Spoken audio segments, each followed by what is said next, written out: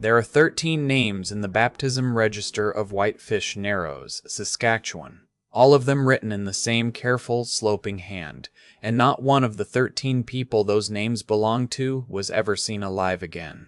The register covers 8 years, from the summer of 1949 to the fall of 1957, in a settlement on Reindeer Lake that never held more than about 170 people. In a place that small, 13 missing adults is not a statistic. It is nearly one household in 10. And for 8 years, nobody reported a single one of them, because every one of those 13 people had said goodbye before they vanished. They had packed. They had given things away. They had stood in cold water at the edge of the lake, dressed in white, while a man named Silas Ord held them under and lifted them back up, and told the people on the shore that their friend had been made new. Within days of each baptism, sometimes 4 days, sometimes 11, the new convert left Whitefish Narrows for mission work in the south, and the settlement waved them off, and letters came back in the spring mail, and life went on. It took 12 years, a drought, and a flour sack tangled in a whitefish net for anyone to understand what had actually been happening at the Narrows. Before this is over, I am going to tell you about the one woman who walked out onto the ice with Silas Ord at dusk in March of 1956 and turned around, the only person known to have done that and come home. I am also going to tell you the one detail that almost every retelling of this case gets wrong, because the thing people assume about the baptisms themselves is not what the evidence shows, and the truth of it is worse. Here's what this episode will lay out. First, the register itself, and the pattern hidden in its dates, a gap between baptism and disappearance that repeats 13 times with almost mechanical regularity. Second, the 19 letters that arrived in Whitefish Narrows over 8 years, postmarked from Flin Flon, Prince Albert, and Winnipeg, and the single flaw in the handwriting that a document examiner in Regina finally caught in 1962. Third, the property, the cabins, the traplines, and the cash that flowed quietly toward a mission organization that, as far as any investigator could ever determine, did not exist. Fourth, the account of Alma Renner, the woman on the ice, whose memory of one strange request at the water's edge gave the divers their starting point. And Whitefish Narrows sat on the western shore of Reindeer Lake, where the lake pinches down to a channel a few hundred feet wide before opening north again into water that runs deeper than 200 feet. Reindeer Lake itself is worth pausing on because its scale is part of this story. It is the 9th largest lake in Canada, better than 140 miles long, straddling the Saskatchewan and Manitoba border, with a shoreline so shredded by bays and islands that surveyors have never fully agreed on its length. A body put into the right part of that lake at the right depth was not hidden so much as removed from the reachable world. In 1949, the settlement at the Narrows had a Hudson's Bay Company post run by a factor who doubled as the unofficial banker and record keeper for half the district. A school that operated when a teacher could be found and stood empty 2 winters out of 5. A Catholic mission building that a priest from the Pelican Narrows parish visited twice a year, at breakup and after freeze-up, and rows of log cabins belonging to Cree, Dene, and Finnish and Swedish settler families who beef ferret and faring my fact. The economy ran on credit at the Bay Post and cash at the fur table, and a good trapline was the closest thing to wealth the Narrows knew. The mail plane, usually a Norseman on floats in summer and skis in winter, came from Flin Flon roughly every 3 weeks when weather allowed, and there were stretches every fall and every spring during freeze-up and break-up, when no plane could land on the lake at all and the settlement went 5 and 6 weeks without a word from outside. Detachment was at Pelican Narrows, better than 100 miles south by water in summer and by winter road after freeze-up, staffed in those years by 2 constables responsible for a patrol area larger than some European countries, and the file shows a member of the force physically visited Whitefish Narrows exactly 4 times in the 8 years that concern us.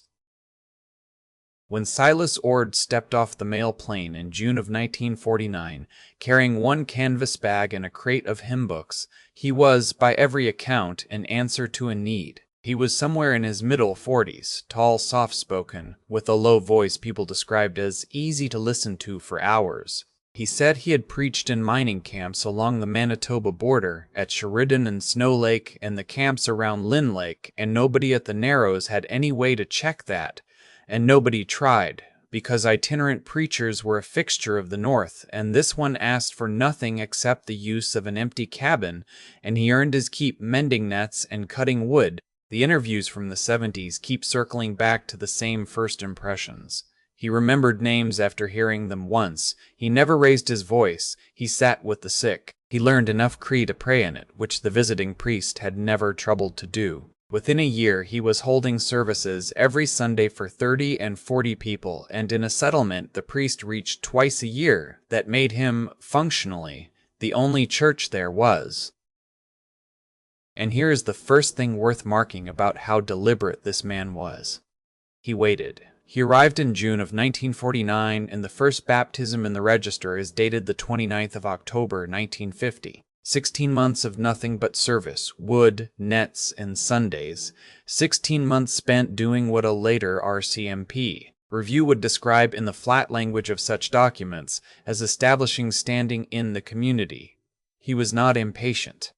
He was building the one asset the whole scheme required, which was trust that would not need to be renewed. The first name in the register that matters is Helmi Aha. She was 62 years old, a widow since her husband Arvo died of tuberculosis in 1948, one of the many the disease took across the North in those years, when tuberculosis rates among northern communities ran more than 10 times the national figure, and a diagnosis usually meant a sanatorium in the South, and often meant a coffin. She held the cabin they had built together in 1931. Log on a stone footing, one of the soundest buildings in the settlement, and the rights to Arvo's trapline on the Paul River, one of the better lines in the district, a line the Bay Factor's own ledgers show had returned between $400 and $600 an F. To understand how 13 people could vanish from one small community without a single missing persons report, you have to understand that Silas Ord did not really invent anything. He noticed things that were already true about the North, and he arranged them into a machine. Start with distance. There was no policeman within 100 miles, no telephone, no road, and no telegraph closer than the Bay Post's radio, which the factor used for company traffic and weather. Every fact that left Whitefish Narrows left it through the mail plane, and every letter the settlement sent out was carried to that plane in one sack, a sack that, from about 1951 on, Ord himself customarily brought down to the dock, because he was the one man everyone trusted, and he was always helpfully there. Think about what that single habit gave him. It made him, in effect, the settlement's censor. The inquest heard evidence that at least 2 outgoing letters that should have raised questions, including one from Abel Tharasi's mother, took months longer to reach their destinations than the mail schedule can explain, and the most economical reading is that Ord read the outgoing mail, delayed what was dangerous, and passed what was harmless, which means the community's own attempts to check on its missing were filtered through the man who had killed them. Add to that the ordinary transience of northern life. People left Reindeer Lake all the time for hospital stays in Prince Albert and the Pass, for the tuberculosis sanatorium, for wage work at the new mine going in at Lynn Lake, for the winter fisheries on other lakes, and some of them never came back and nobody thought it sinister. A departure explained in advance was invisible. There is a term investigators use now, and the 1962 file gropes toward it without having the vocabulary, which is that Ord manufactured what we would today call a low-risk victim pool, not by finding people nobody loved, but by finding people whose absence had a ready-made explanation, and then supplying the explanation himself, publicly, weeks before the absence began. Then add the letters. The inquest counted 19 of them over 8 years, purportedly from 7 different missing people, postmarked from 3 different cities. 6 of the 13 never had a letter arrive in their name at all, and it seems Ord calibrated even this, writing letters only for those whose neighbors were attached enough to expect one, and letting the friendless simply fade. Ord traveled out on the mail plane once or twice a year, ostensibly to visit the mission's offices, and the postmark dates line up with those trips almost perfectly. 17 of the 19 letters postmarked within a week of a documented Ord trip through the city in question. He mailed the debt's correspondence himself from wherever he happened to be. Now the retellings get wrong. The popular version of this story, the one that circulated in northern papers in the 60s under headlines about the drowning preacher, says he drowned them at the baptisms, in front of everyone, disguising murder as ritual gone wrong. The record does not support that, and it matters. Every baptism in that register was public, and every convert walked out of the water alive, cold, and elated, in front of witnesses, and several are remembered in the 70s interviews as the happiest anyone had ever seen them. The baptism was not the killing. The baptism was the paperwork. It marked the moment a person had severed themselves from their own life, given away their goods, signed over their property to the mission, and told everyone goodbye, all voluntarily, all in the open, with the whole settlement standing witness to their own erasure and calling it joy.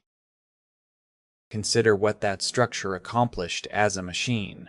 It meant there was no moment of struggle for anyone to see. It meant the community itself completed the grieving in advance in the form of celebration. It meant that if anyone ever did grow suspicious, every single step they could point to had been witnessed, consensual, and holy. By the time each convert set off south with Ord as their escort, they had already erased themselves, and the settlement had already finished missing them. What happened on the trail, at the portage, at the edge of open water where the current through the Narrows keeps the ice thin and rotten all winter, a stretch locals had always known to swing wide of, and that Ord, the net mender and woodcutter, knew as well as anyone, happened with no witnesses at all, days after anyone had stopped paying attention.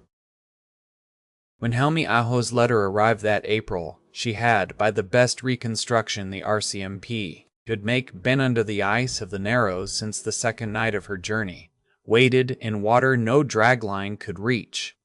Less than 2 miles from her own cabin, the pattern's reach is easiest to see in 3 of the other 12. Eino was 55, a trapper who had come out from Finland in 1926, part of the same wave of Finnish emigration that had brought the Ahos unmarried.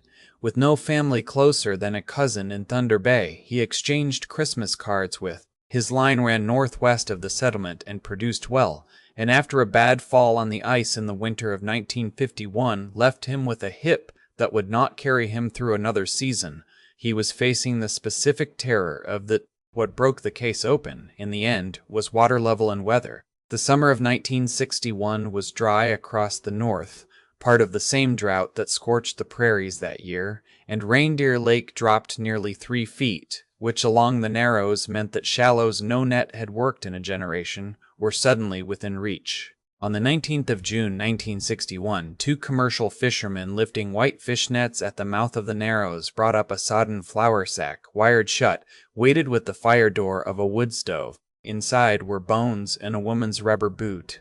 They carried it to Pelican Narrows, and within a month the RCMP had opened the file that would cons. And Silas Ord himself is the thread that never quite ends.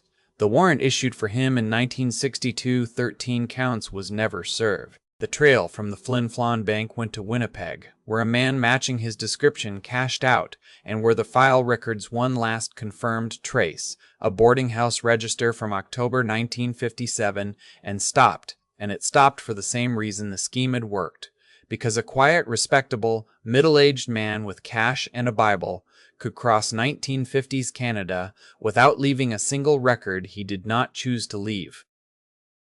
But there is one late fragment in the file worth knowing. In 1971, a man died at a mission hospital in the Peace River country of Alberta under the name Cyrus Odell. Note the initials, and note the habit, because Samuel Orde had been a near anagram of a life too. A tall, elderly itinerant preacher with no documents, no family, and the attending sister recalled. A low voice people would sit and listen to for hours. He was buried at the hospital's expense in an unmarked grave. The physical description in the death record matches Silas Ord in age, height, and an old scar on the left hand that 2 Whitefish Narrows residents had independently described years earlier, one of them Alma Renner. The connection was noticed too late for fingerprints, no exhumation was ever ordered, and no DNA comparison has ever been made, in part because no confirmed relative of Ord has ever been located to compare against, which is its own quiet horror, that a man could operate for at least a decade under a name that connected to no birth record, no family, no verifiable past at all, so that investigators were left chasing someone who may never have existed under any name they knew. So the honest answer is that we do not know. He may lie in that grave in the Peace Country. He may lie somewhere else entirely, under another borrowed name in another small place that trusted him. And if the Odell identification is wrong, then the arithmetic is worse, because it means the years between 1957 and whenever he actually died are simply dark. And a man who ran the machine 13 times at Whitefish Narrows did not necessarily stop because he moved. What stays with you about Whitefish Narrows is not the cunning of it, it is the loneliness he hunted. Every one of the 13 was, in some way, a person the world had loosened its grip on. A widow reading Ruth at her kitchen table, an aging trapper with a ruined hip and no family on the continent, a young man hungry to matter. And what Silas Ord offered each of them, before he took everything else, was the feeling of being chosen, of a life that had narrowed suddenly opening again. That is why the baptisms were real and joyful and public, and that is why they worked. The settlement did not fail them through carelessness. It failed them through faith, which is a harder thing to forgive yourself for. And the people recorded in those 1970s interviews, Alma Renner among them, carried that weight for the rest of their lives. And Renner, who died in 1984, is remembered in the last interview saying that she did not feel spared, she felt selected in reverse, and that she had never once since walked on lake ice after dark. The Narrows is quiet now. The settlement emptied out in the 70s when the fishery consolidated and the families moved to Southend and Kinneshaw, and the lake did what the lake does, and kept 8 of the 13. Their names are still on the file at Prince Albert, and as long as that file stays open, someone, somewhere, is still officially looking. If this story stayed with you, a like helps more people find these cases, and if you want more of the North's unfinished files, subscribe, because there are more of them than anyone likes to admit. Thank you for listening.